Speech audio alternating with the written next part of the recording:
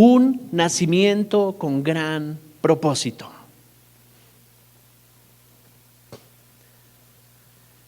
En esta época del año, en gran parte del mundo celebramos la Navidad, pero necesitamos entender qué significa la Navidad, ¿verdad?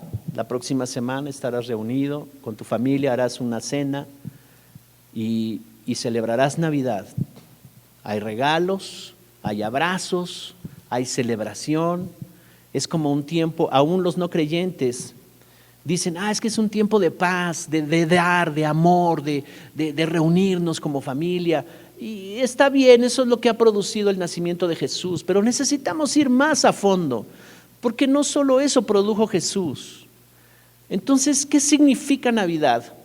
Significa que vamos a celebrar el nacimiento de Jesús, ¿verdad? Eso ya lo tenemos claro. Pero no todos saben cuál fue la asignación de Jesús y el propósito por el cual nació. Algunos piensan que se quedó como un niño y le atribuyen a ese niño ciertas cualidades o habilidades, pero en realidad ese niño creció y ese niño se convirtió en el Salvador. Cuando los magos de Oriente fueron a presentar sus regalos, ahí viene un principio, el del honor al rey, ¿verdad? El honor solamente se puede dar a través de dar algo. Entonces vienen los magos de Oriente, los reyes de Oriente, ¿verdad? Guiados por la estrella, y entonces vienen a adorar, pero no vienen a adorar a un niño, vienen a adorar a un rey. ¿Me estoy explicando? Ellos sabían claramente que ese niño se convertiría en rey, en el Salvador. No están adorando a un bebé, están adorando al Rey de Reyes y Señor de Señores. Entonces, desde la caída de Adán, Dios prometió salvación para todos los hombres, y este es el acontecimiento más importante de toda la historia, de toda la humanidad. Nació el Salvador. El nacimiento de Jesús es el cumplimiento de todas las promesas que están en el Antiguo Testamento, que los profetas hablaron, que los sacerdotes hablaban, y que Dios les dejaba ver que vendría un día de libertad, un día de sanidad, un día de salvación, un día de vida eterna. Por eso está naciendo Jesús y fue un acontecimiento sobrenatural. Dice la Escritura que se abrió los cielos cuando estaba naciendo Jesús, y que pastores que estaban llevando a sus manadas en la madrugada, que los llevaban a pastar a sus manadas, vieron cómo se abrió el cielo y cómo ángeles descendieron y vieron cómo les dijeron: ha nacido el Salvador, hosana en las alturas. Era una frase de gloria, de aleluya, de exaltación. Hosana, hosana en las alturas, ha nacido el Salvador. Entonces todos ellos se impactaron cuando vieron esa visión y fueron y corrieron al lugar donde les habían indicado que ahí estaba ese niño, en ese granero, en ese lugar donde estaban, ¿verdad? María, José y el niño Jesús, el bebé que había nacido. Así que el nacimiento de Jesús es el cumplimiento de la promesa de salvación, libertad, sanidad. Lo que hablábamos hace rato, ya no soy esclavo. Lo que estaba aconteciendo hace 2000 años, poco más de 2000 años, estaba afectando a todas nuestras generaciones. Tú y yo estábamos en el asunto. Estábamos en el plan de Dios, estábamos en la línea de Dios. No existíamos hace 2000 años, tú y yo todavía no existíamos, nuestros padres no existían, muchas de nuestras generaciones obviamente no existían, pero estábamos ya planeados para existir en este tiempo, en esta generación, y ser beneficiarios de lo que estaba ocurriendo ahí. Estaba naciendo el Salvador. Por eso es que la Navidad debe de llevar una perspectiva correcta en cada uno de nosotros. Es tiempo de celebrar, por supuesto, pero es tiempo de tener conciencia de lo que estamos celebrando. Este acontecimiento fue tan importante que cambió los destinos de la humanidad, el curso de la historia. Jesús nació en el tiempo prometido por el Padre desde la antigüedad. Vamos a la Escritura para que recorramos acerca de la asignación de Jesús y entendamos muchas cosas. Gálatas 4, 4 y 5.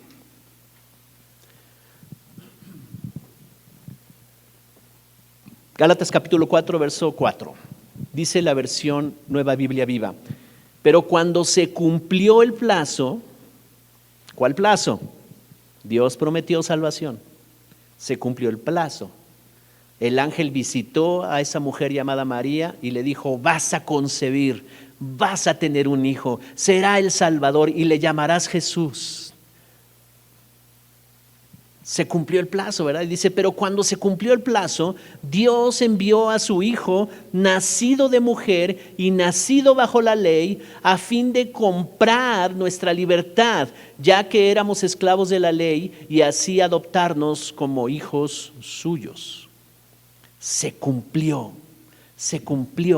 Y dice, Dios envió a su Hijo nacido de mujer. Jesús tenía que nacer como ser humano, así es que fue engendrado por el Espíritu Santo, pero nació como ser humano, ¿verdad? Por eso tuvo que ser un bebé, tuvo que nacer siendo bebé, no se manifestó siendo adulto como Adán y Eva. Ellos sí se manifestaron y fueron creados como adultos, no como bebés, ¿verdad? Pero el segundo Adán, que es Jesús, tenía que nacer en condición humana, con todas las características de un ser humano, pero con un linaje eterno, divino, porque en su sangre había una genética del Espíritu Santo. Fue concebido por el Espíritu Santo. Ese es el primer milagro que vemos ahí, ¿verdad? En Jesús. ¿Cómo es posible que haya pasado esto? María misma no sabe cómo pasó. Sencillamente había en su vientre ya un ser que estaba creciendo y que iba a nacer. El día que nació Jesús, hay un profeta que llegó a ese lugar cuando ellos iban a ofrecer, según la ley, ¿verdad?, de los judíos, ellos tenían que ir a un ritual de la purificación y tenían que llevar al niño Jesús, al bebé, tenían que llevarlo a ese ritual, y ahí en el templo, un profeta llamado Simón se da cuenta y dice: este es el que todas las generaciones estábamos esperando, y lo toma en sus brazos y lo levanta y dice: gracias que me permites ver la salvación del mundo, gracias Señor, porque este bebé viene para partir la historia, porque muchos serán confrontados con lo que él hable, muchos serán confrontados, él viene para tropiezo de muchos. Hablaba de los religiosos que iban a tropezar en él, ¿verdad? Entonces fue un gran acontecimiento. Se cumplió el plazo y Dios envió a su Hijo. En un momento Jesús dice: yo para esto he nacido. Qué importante que Jesús sabía cuál era su asignación en esta vida. Allí encontramos una declaración poderosa. Estuvo tan identificado Jesús con su propósito que él no tenía ningún problema en enfrentar toda clase de situaciones. ¿Sabes?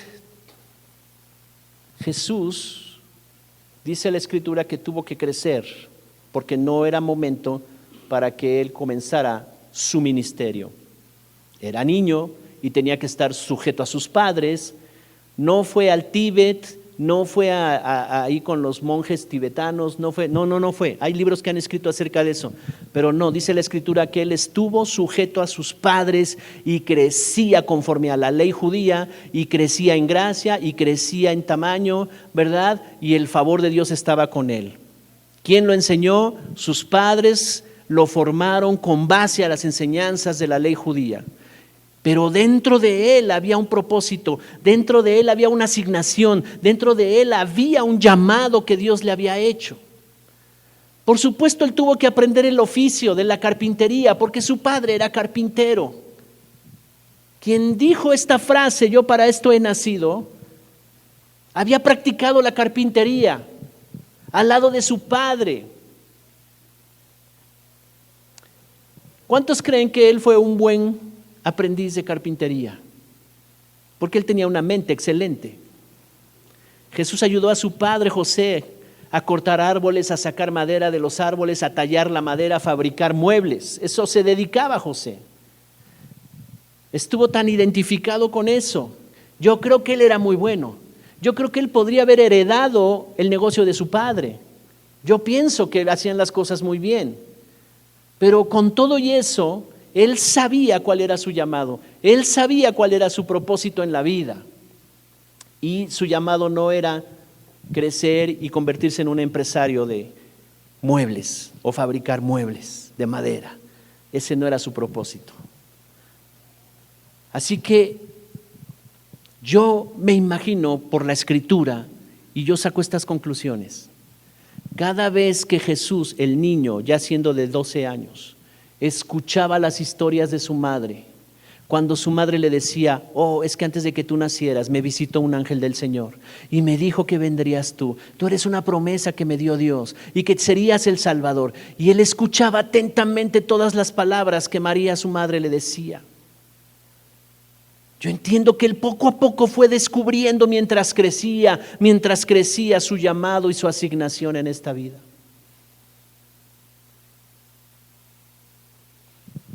Jesús oía cosas que le identificaban. Por eso yo lo decía hace un momento, qué importante que traigamos a nuestros hijos a la congregación, que escuchen cosas, porque en lo que están escuchando, en lo que están jugando, en lo que están haciendo cosas creativas, ellos van a escuchar su llamado. Jesús quería estar en la sinagoga, Jesús quería estar sentado ante los doctores de la ley, las eminencias teólogos de la ley, para estar escuchando, y lo que él escuchaba impactaba su corazón y le hablaban de su llamado. Cuando se hablaban de los profetas, Dios prometió la salvación, Dios prometió que vendría el Salvador, su corazón ardía. Cuando leían acerca del Mesías, de un Salvador, de un Redentor, por alguna razón en especial su corazón explotaba de alegría y de pasión. A los 12 años, hay una historia que nos cuenta Lucas 2. No voy a tomar todas las escrituras, pero quiero hacer el contexto. A los 12 años, la caravana que venía a adorar a Jerusalén, en la caravana él se pierde de sus padres. Y lo empiezan a buscar por todos lados. Sus padres ya habían regresado a su ciudad y no estaba Jesús con ellos. Y decían, regresemos de nuevo al templo, quizá lo logremos encontrar por ahí. Y cuando llegan al templo, él está en medio de todos los doctores de la ley y está hablando con ellos, cuestionándoles muchas cosas y hablando y preguntando cosas poderosas. Y los doctores de la ley estaban asombrados con el niño Jesús. Dice Lucas 2:40. El niño crecía y se fortalecía y se llenaba de sabiduría y la gracia de Dios reposaba en él. ¿Sabes? Es muy probable que si tú conduces a tu hijo en su camino y lo comienzas a formar en los caminos de Dios, él descubra a muy temprana edad su propósito en la vida. Amén. Así es que lo primero que tenemos que hacer es traerlo a la iglesia, traerlo a las clases. Entonces él crecía en sabiduría, dice aquí, y se llenaba de sabiduría y la gracia de Dios reposaba sobre él. Luego se dice que sus padres lo encontraron, como les decía, ¿verdad? Lo encontraron ahí en la sinagoga. Esto está en Lucas capítulo 2, 46 y 47. 3 días buscando a Jesús, imagínate. ¿Tú te imaginas 3 días buscando a tu hijo de 12 años? ¡Qué angustia!, ¿no? Lucas 2:46 dice, 3 días después lo hallaron en el templo, sentado en medio de los doctores de la ley, a quienes escuchaba y les hacía preguntas. Todos los que lo oían se asombraban de su inteligencia y de sus respuestas. ¿Ustedes creen que los doctores de la ley iban a perder su tiempo con cualquier niño? No, lo que hablaba este niño de 12 años era impactante para ellos, era algo impresionante para ellos. Ellos no entendían cómo un niño de 12 años hacía esas preguntas. Así que cuando los padres lo encuentran, Lucas 2:49, dice, él le respondió a sus padres, ¿y por qué me buscan? ¿Por qué me buscaban? ¿Acaso no sabían que es necesario que me ocupe de los negocios de mi padre? Así que yo creo que 2 preguntas se quedaron viendo María y José, se quedaron viendo y diciendo, ¿negocios? ¿Su padre? ¿Qué le pasa a este niño? Si yo soy su padre, ¿verdad? Podría haber dicho José. Yo soy tu padre. Pero él estaba muy claro, había descubierto su propósito, había descubierto su asignación. Jesús había sido asignado.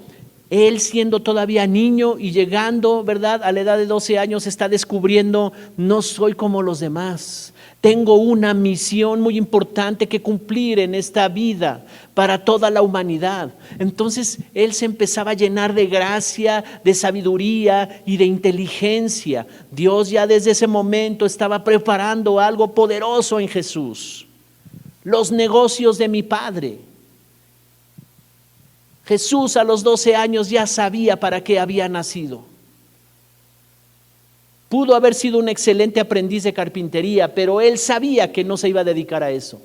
Cuando cumpliera 30 años, como lo marcaba la ley judía, él ya estaba listo en madurez, ya era un adulto maduro y ya estaba listo para ir y predicar el evangelio y hacer la salvación para la humanidad. Así que, ¿cuál fue el propósito de Jesús? Yo para esto he nacido.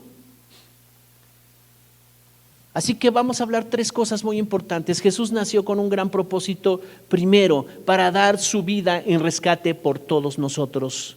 Mateo 20, 28.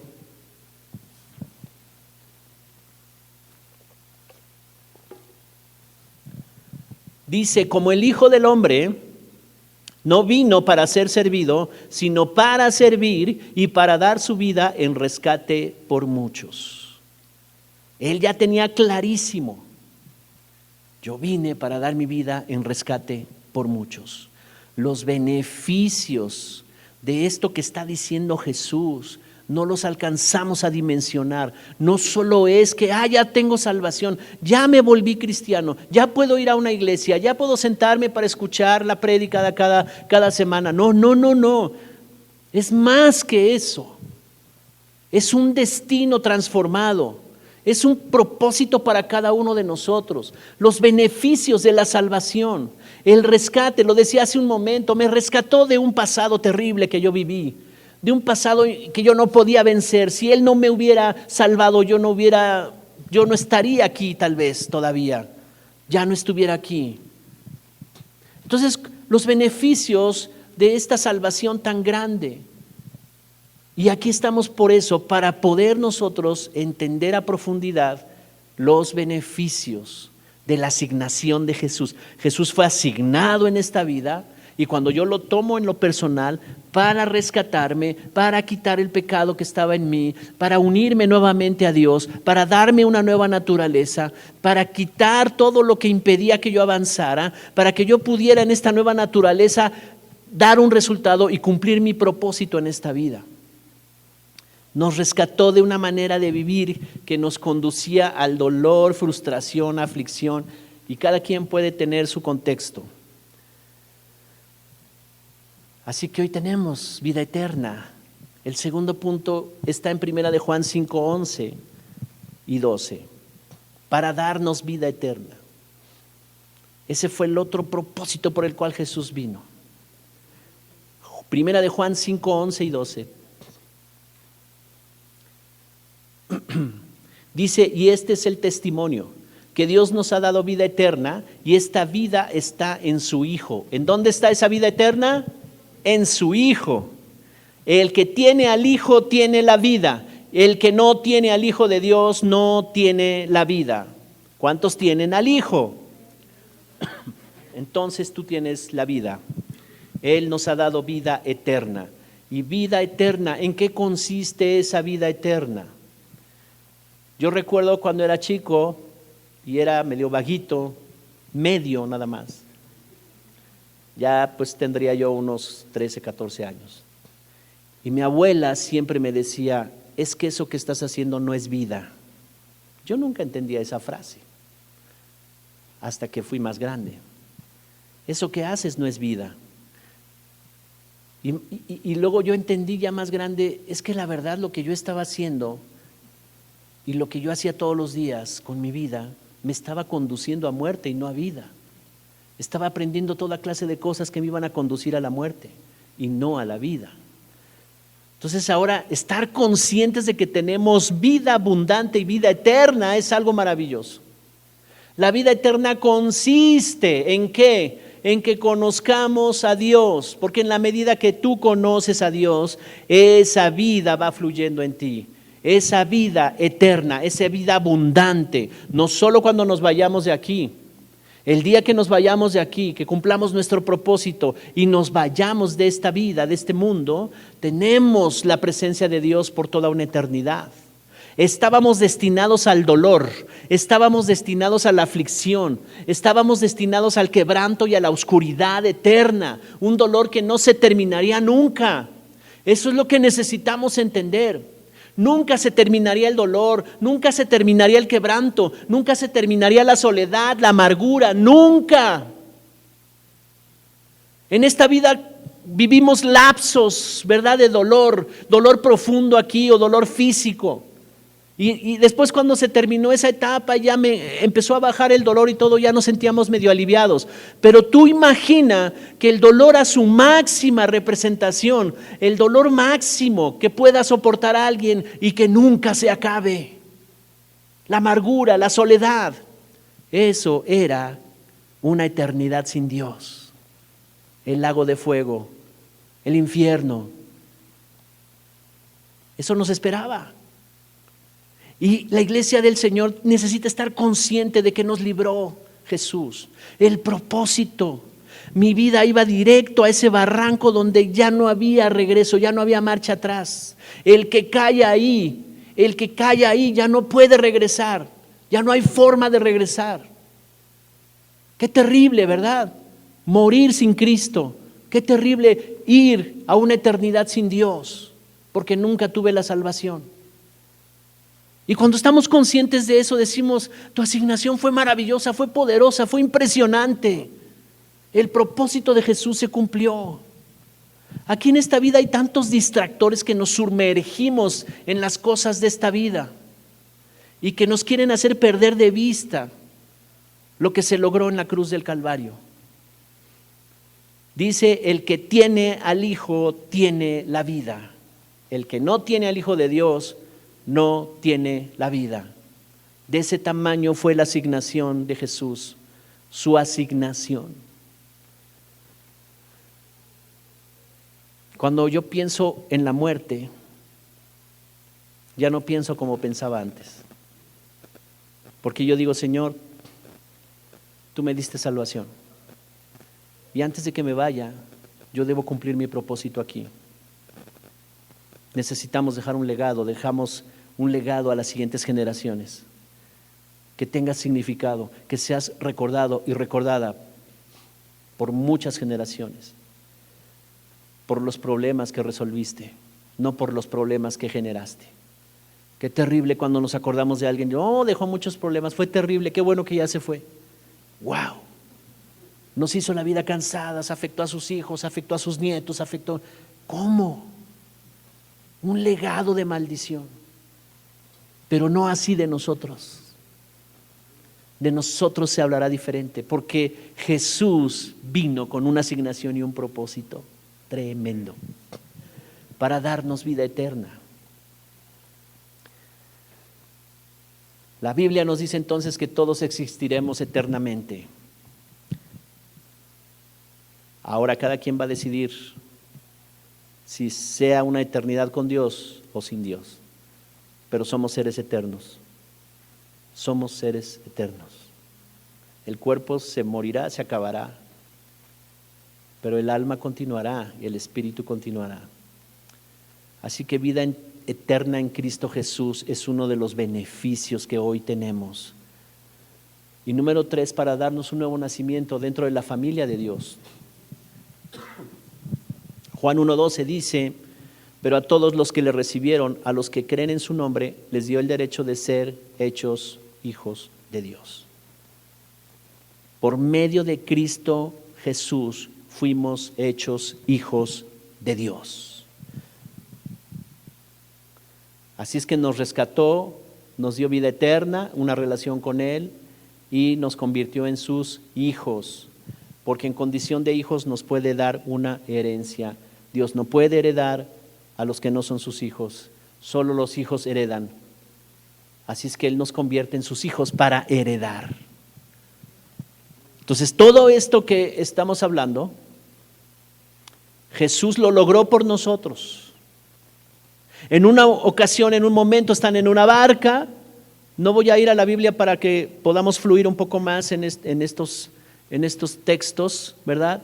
Pero están en una barca y se viene la tormenta y la barca está a punto de voltearse y se está inundando y Jesús está dormido en la parte de atrás de la barca y todos los discípulos están llenos de temor y de miedo y lo encuentran dormido y le dicen: Señor, y lo van a despertar, ¿que no tienes cuidado de nosotros? Mira lo que está pasando.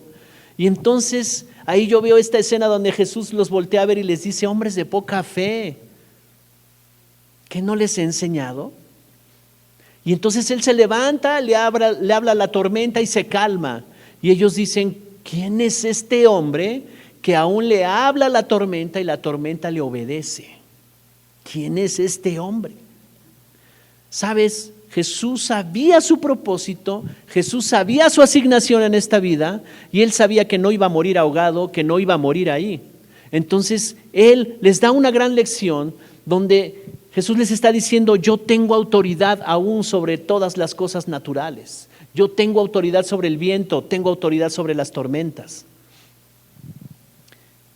¿Cuáles son los beneficios de la cruz del Calvario?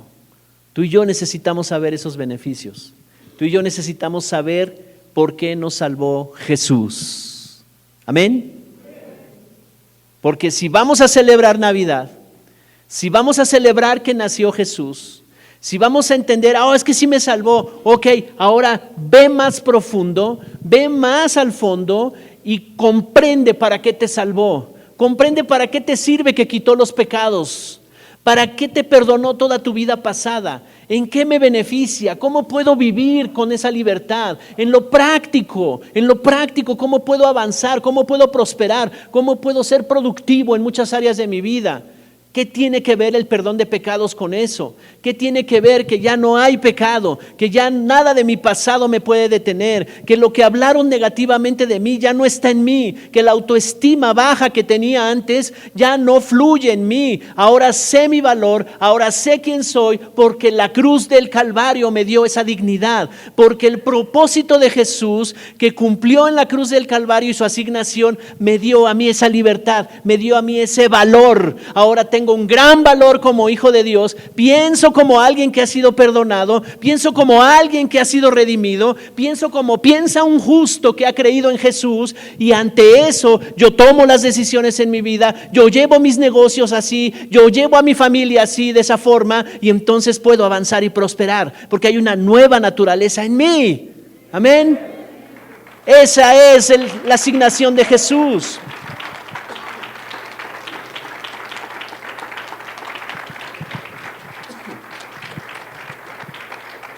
Y lo primero que yo entiendo: me perdonaron mis pecados. Y entonces ya quitaron todo. Ahora yo me puedo acercar confiadamente al Padre.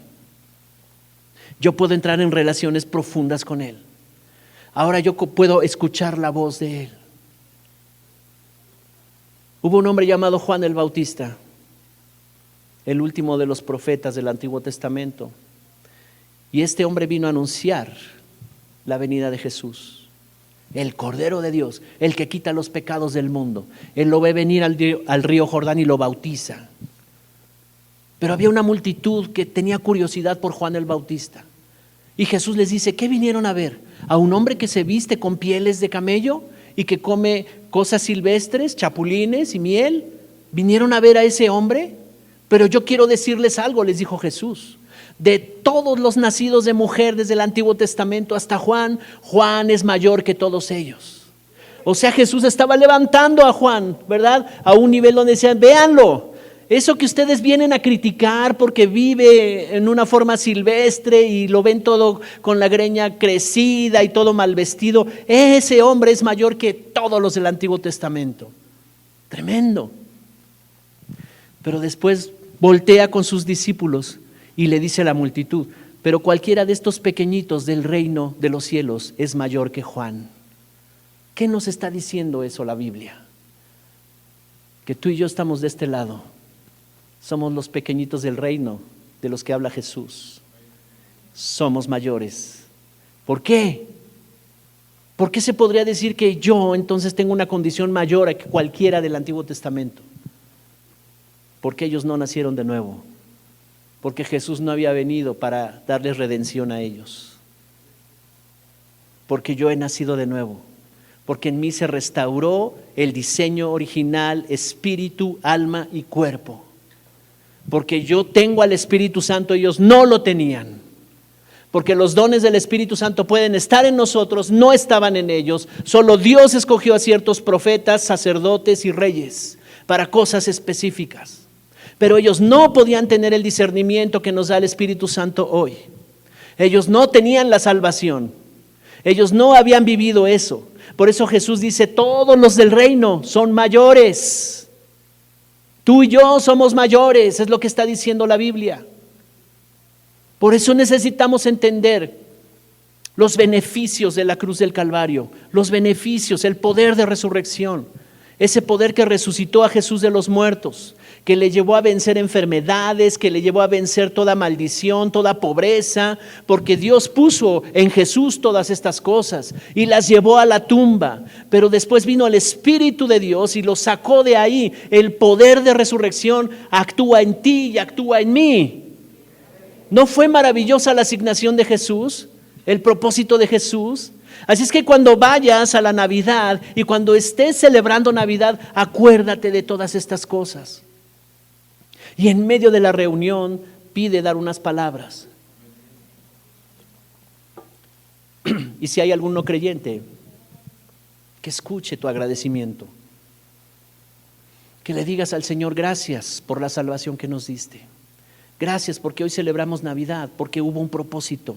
Nació Jesús para quitar todo mi pasado, para darme libertad, para tener esperanza. Amén. Una salvación tan grande. Así que, ¿qué celebramos? Que ya no tengo pecado, no tengo naturaleza de pecado, que puedo acercarme al Padre, que el Espíritu Santo puede morar en mí. Pero era necesario que quitaran el pecado para que viniera el Espíritu Santo y morara en mí, y que yo me convirtiera en habitación del Espíritu Santo. ¿Cuál fue el propósito entonces? Restaurar todas esas cosas. Si no tengo pecado, entonces estoy justificado. Y si soy justo, tengo acceso a una herencia. Si soy justo, tengo acceso a los recursos de Dios. ¿Qué más hubo ahí? Una nueva naturaleza. Esa nueva naturaleza es conforme a la naturaleza en semejanza del Padre. Apartado, santo y sin pecado. No por mis méritos, no por mis esfuerzos de portarme bien, sino porque hay una naturaleza nueva que nació en mí. Ese espíritu nuevo que está en mí, ese es santo y ese es justo. Y yo debo de conocer que a partir de ahí fluye a toda la vida, que a partir de ahí yo pueda comenzar a ser transformado en mi alma, mis pensamientos del pasado, mis emociones del pasado, todas esas cosas sean renovadas. Estoy hablando de los beneficios de la salvación. Porque entonces, si soy justo delante de Dios, todas estas bendiciones vendrán sobre ti, dice la Escritura.